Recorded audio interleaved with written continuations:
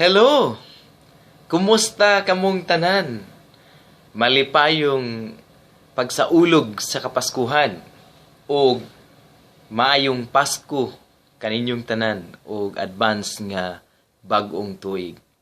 Welcome na po dinhi sa ako ang YouTube channel, Rod and Janet, upang kita makapadayon sa pagpamalandong sa pulong sa Ginoo. Ining Bisaya nato nga pag-share sa pulong sa Ginoo nga maabtan mo sa akong mga pamalandong o pagwali diha sa pulong sa Ginoo. Mga igsuon nga asa man kamo nga makakitaan ni sa Cebu ba, sa Mindanao, o asa nga dapit sa Mindanao o sa Maynila o asang party sa kalibutan sab. Ikan din sa Illinois, Amerika, na ako nagpaabot sa akong pagdayig sa Dios o pagbati kaninyo nga malipayong Pasko o pagkatao, paghandom sa pagkatao sa tuwang Ginoong Jesucristo. Mga kaigsunan, sigutan nato ang kaimportante sa pagkatao sa tuwang Ginoong Jesucristo o ang pulong nga naghatag o kinabuhi o ang pulong o ang berbo, gitawagan na siya berbo o sa Griego nga pinulungan, lugos but pasabot nga ang pulong nga ato ang pamalandungan. Dili lang pulong nga atong gisulti, atong masulti, kundi ang kamatuoran mahitungod sa atong Ginoong Jesucristo, kung kinsa gyud siya, nganong gisimba nato siya, nganong gidayeg nato siya sa iyang pagpakatawo dinhi sa kalibutan, pinaagi sa Birheng Maria, o kinsa ba ang ato ang Ginoong Jesucristo. Nagapakita sa ato ang pagpasidungog nga kaniya. So magasugod kita sa pagampo. Langit no namong Dios nga naghatag ka namong kinabuhi, duyugi kami sa among pamalandong. Tugutan mo nga imong mga pulong makaiwag sa among kinabuhi aron mahibaw-an ka namo Dios nga ikaw gid ang pulong nga nahimong tawo nga nipuyo uban ka namo. Lamdagi kami Ginoo, hayagi kami aron sa ingon ni ana mapasidunggan ang imong ngalan. Amen. Amen. Mga kaigsunan, ato gayud nga pamalandungan nga ang atong Ginoong Jesucristo ato ang manluluwas ug Dios nga nagpakatawo aron nga luwason kita sa atong mga sala. Nga ang atong Ginoong Jesucristo usa sa pinakahalangdon nga atong angay nga pasidunggan sa yugto sa tuwang kinabuhi. Kay diri nato makita sa pulong sa Biblia, sa sulat ni Apostol Juan, ato malandungan ang Juan kapitulo 1, versikulo 1 ngadto sa versikulo 14. Ato kining basahon sa maayong balita dinhi sa Bisaya nato nga Biblia. Kung naamo diha Biblia, kuhaan ninyo o naka-download mo sa inyo ang Biblia diha sa inyo cellphone. Basahon nato ang pulong sa Ginoo. Ingon pa diri, sa wala pa nabuhat bisan unsa, ang pulong diha na. So matunda na to ha, ang pulong diha na. Ang pulong uban sa Dios ug ang pulong Dios. Okay? Verse 2. Sukad pagayod sa sinugdan, ang pulong uban na sa Dios ug pinaagi kaniya ang tanan nga wala bisan usas tanan nga nabuhat nga dili pinaagi kaniya. Ang pulong. Diha sa pulong ang kinabuhi ug ang maong kinabuhi mao ang kahayag sa mga tao. Ang kahayag ni danag diha sa kangitngit ug wala makabuntog niini ang kangitngit. Verse 6. Ang Dios gipadala og usa ka tawo nga gihinganlag Juan aron pagsaksi ngadto sa tawo mahitungod sa maong kahayag aron ang tanan makadungog sa mensahe ug motoo. Si Juan dili man mao ang kahayag apan mianhi siya aron pagsaksi mahitungod sa kahayag. Ang matuod nga kahayag mianhi sa kalibutan aron ang tanan madanagan sa kahayag. Verse 10, ang pulong dinhin nasa kalibutan. Pinaagi kaniya gibuhat sa Dios ang kalibutan, apan ang kalibutan wala muila kaniya. Miani siya sa iyang kaugalingong katawhan, apan wala sila midawat kaniya. Apan kadtong midawat ug misalig kay Hesus o kaniya gitagaan niya ug katungod nga mahimong anak sa Dios. Verse 13. Nahimo silang mga anak sa Dios dili sa tawhunong pamaagi o pagbuot, ang Dios mismo mao ang naghimo kanilang iyang mga anak. Sa verse 14, ang pulong nahimong tawo ug mipuyo uban kanamo, puno sa grasya ug kamaturan. Nakita namo ang iyang himaya, ang himaya sa iyang nadawat, ingon nga bugtong anak sa amahan. Dalaygon ang pulong sa Dios. Karon pag-isgutan nato ang pagka-Dios sa atong Ginoong Hesukristo. Nga dili lang siya tawo na kuano na natawo sa taguangkan o sa tiyan na naburos si Maria pinagi sa balaang espiritu kay ang Hesukristo nagpakita saya ang pagkaditi, saya ang pagka-Dios nga i-explain karon dinhi sa pulong ni Apostol Juan. Ingon pa diri sa wala pa'y nabuhat bisan unsa, sa wala pa sa sinugdanan, man gitawag nato eternity past. Sa wala pa nabuhat ang tanan, no? Ang pulong diha na mao ni siya the word, the logos, the verbo. Ang pulong diha na. Sa pag wa pa mabuhat ang kalibutan, wa pa ma-exist, eternity past pa, no? Wala pa mo abot ang pag-create. Naa na ang pulong. Muntay ha, naa na ang pulong. O kini nga pulong, ang pulong uban sa Dios. Ya? Ang pulong uban sa Dios ug ang pulong Dios. Nawa. Ang pulong uban sa Dios ug ang pulong Dios. No kung imong subayon, imo ang pamalandungan nagpadayag kini sa gitawag nato usa ka Dios nga nagpadayag sa tulo ka persona. Kanang gitawag nato nga Trinity, ang balaang Trinity. Nga Dios Amahan, Dios Anak, ug Dios Espiritu Santo. No kay gihupon ang Dios Espiritu, nasimbahon nato siya sa espiritu ug kamatuoran.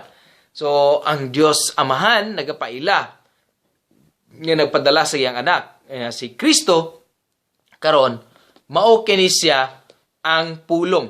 Ug ang pulong, ngayon pa diri ang pulong nga si Kristo Dios.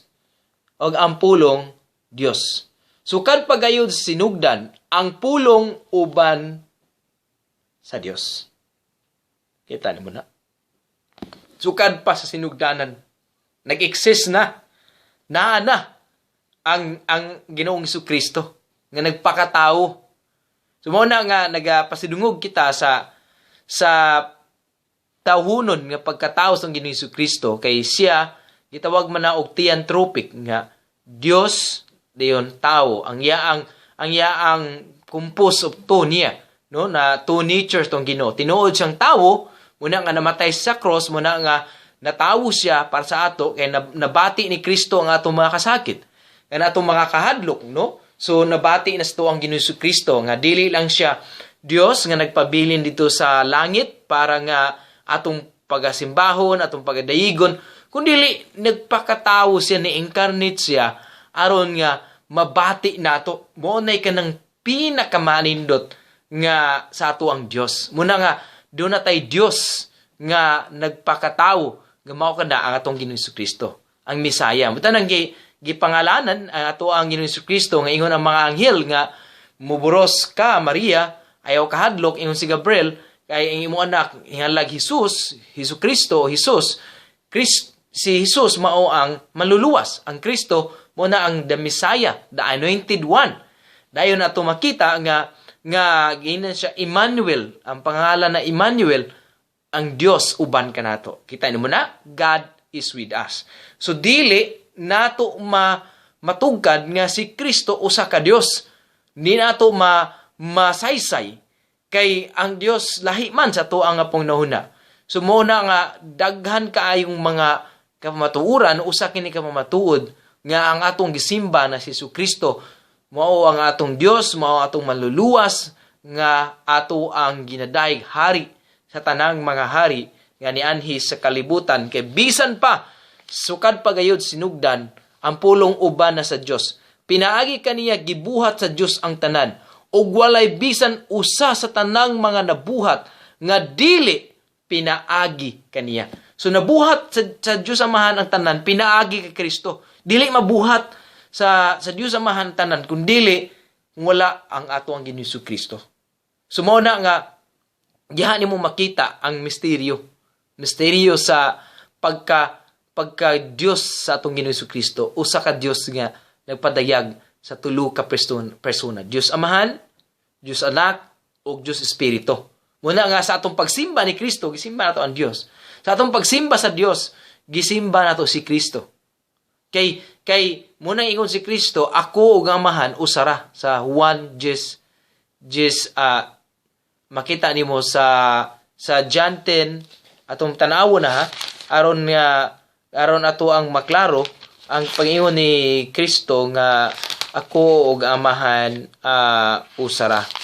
So para dili nato maingon nga wala na diha sa pagpamulong sa ato ang Ginoong Jesucristo.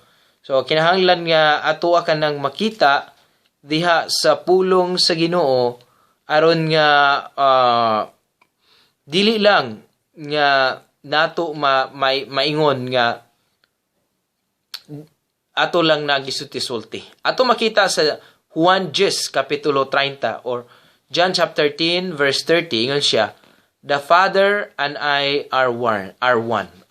No? The Father and I are one. Kung makita mo diha, but the use is plural nga are. Sa Bisaya pa na, og ako ang Amahan usara. Makita nato diha. So kay gusto man mingon mga tao, pagkita ka namo ang Amahan. Mingon si Jesus, wa mo makabalo nga ako ug ang Amahan usara. So makita nato diha nga walay nabuhat kun dili pinaagi sa pulong nga si Kristo nga atong gisimba o gidayeg gipasidunggan niining mga kapaskuhan. Kay siya lamang ang angay pasidunggan. So gingon pa diri sa verse 5, ang kahayag nagdanag diha diha sa kangitngit ug wala makabuntog niini ang kangitngit.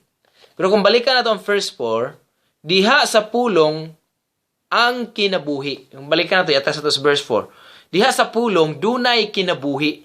Diha kay Kristo mo na ingon si Jesus, I am the way, the truth and the life. Mo na ingon siya sa Juan 14, ako ang dalan ug kamatuoran ug kinabuhi.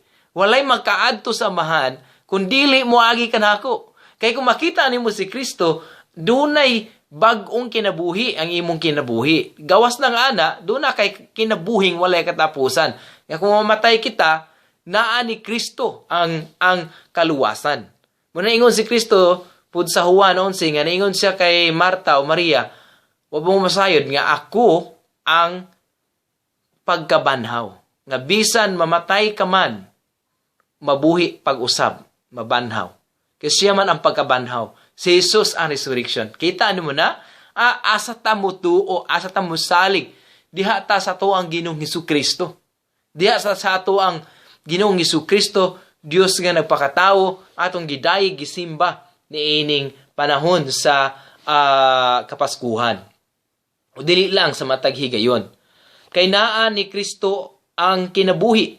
Ug ang maong kinabuhi, mao ang kahayag sa mga tao. So, ang kinabuhi nga nastong Ginoong Kristo, mao ang kahayag sa mga tao. No? So, may tanang iyon si Kristo po, dala ang imong kahayag ngadto sa mga tao sa kangitngit. So, kita makaigsuunan nga naa ni Kristo tong kinabuhi. Kita ang nagdala sa kahayag ni Kristo sa mga tao nga naa sa kangitngit. Ang kahayag midanag diha sa kangitngit ug wala makabuntog niini ang kangitngit. Di gayud makabuntog ang kangitngit sa kahayag sa Dios. Muna nga nagpasilang kita na ating mga Christmas light, di lang simbolo sa stars nga gisunod sa mga tulo ka mga mago aron makita nila ang bilin kung asa si Kristo nga natawo. Kundili nagpakita usab kana sa kahayag nga nidanag sa kinabuhi nato. Niini nga kapaskuhan, magnuanon ka ba?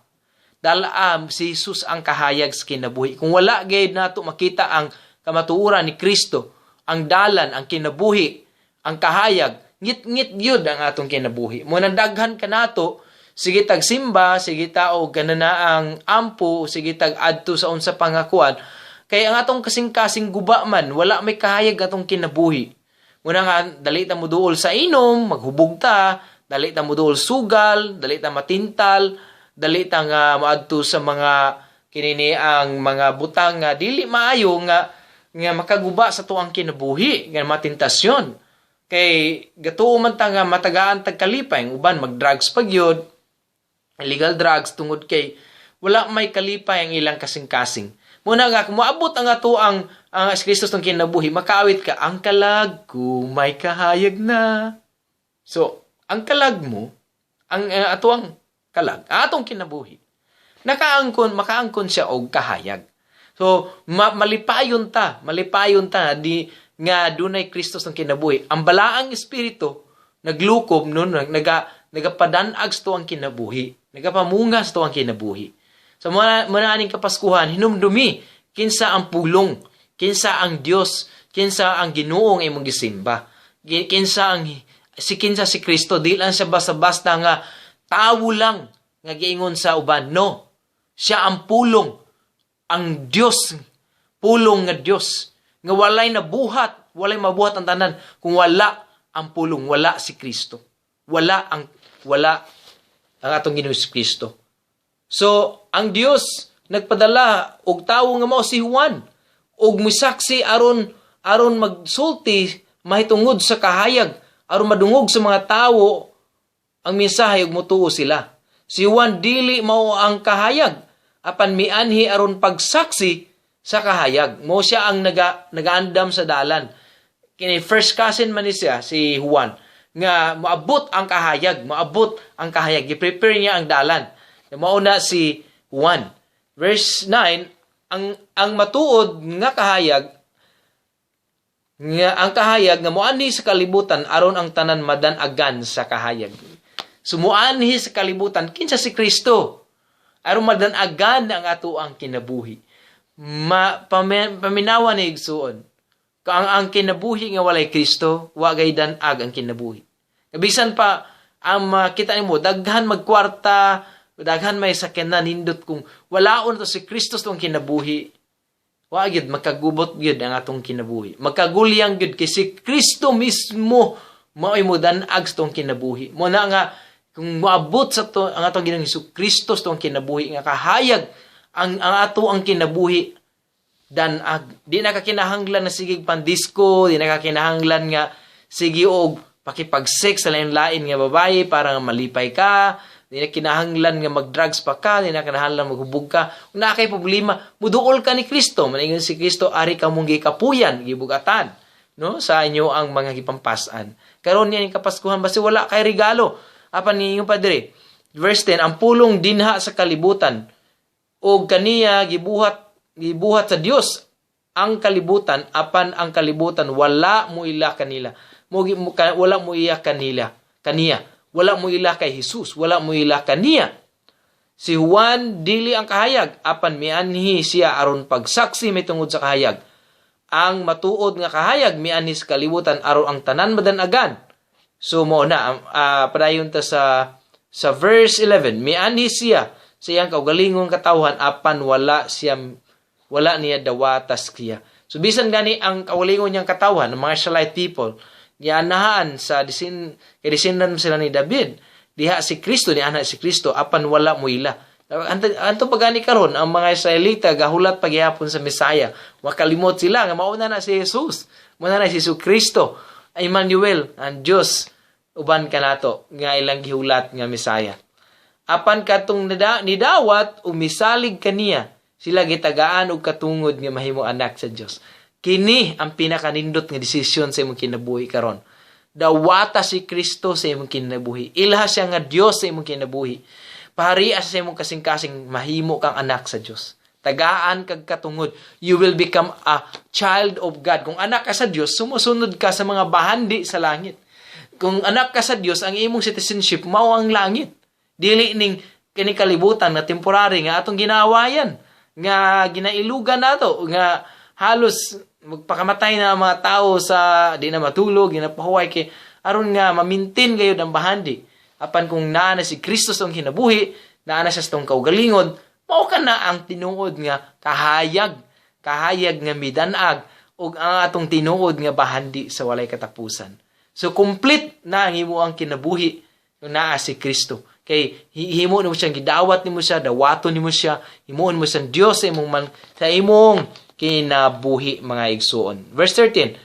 Nahimo siyang mga anak sa Dios, nahimo silang mga anak sa Dios katong nidawat kay Kristo og sa Dios dili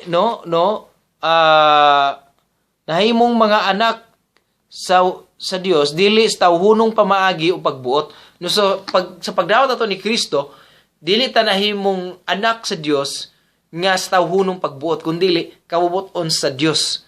Kabubuton sa Dios Amahan nga sa espirituhanon nga pamaagi. Man gitawag spiritual birth. Nato nga born again, na tawo ka sa pag-usab. Mao kana siya kay gidawat nimo si Kristo. Verse 13 paghihapon, ang Dios mismo mao ang maghimo kaniyang iyang mga anak. Ang Dios mismo. Dili lang nga yung ka I am a child of God.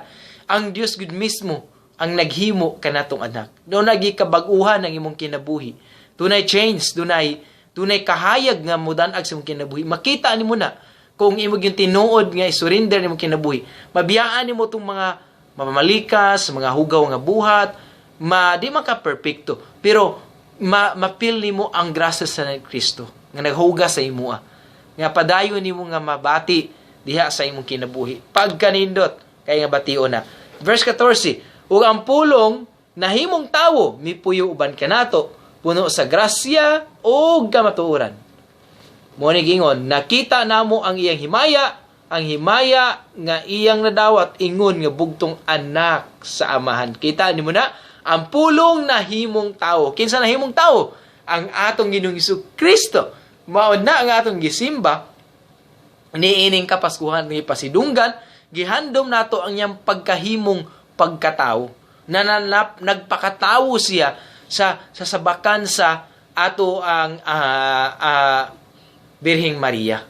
So nakita nato na ang pulong nahimong tao puno sa grasya ug kamatuoran. Nao gina grasyang kahibulungan nga nagluwas kanato ang atong Ginoong Kristo na tawo kay dili man pwede nga dili siya matawo aron nga maangkon nato ang kagawasan sa iyang pagkatawo. Naghatod siya sa iyang mga tudlo o nakakuha siya mga apostoles o kita karon usab mga sumusunod ni Kristo itong pagdaot kaniya namatay siya sa cross. Kinahanglan nga luwason ta sa Ginoong Kristo dito sa cross kay siya man ang halad nga nagaluwas kanato.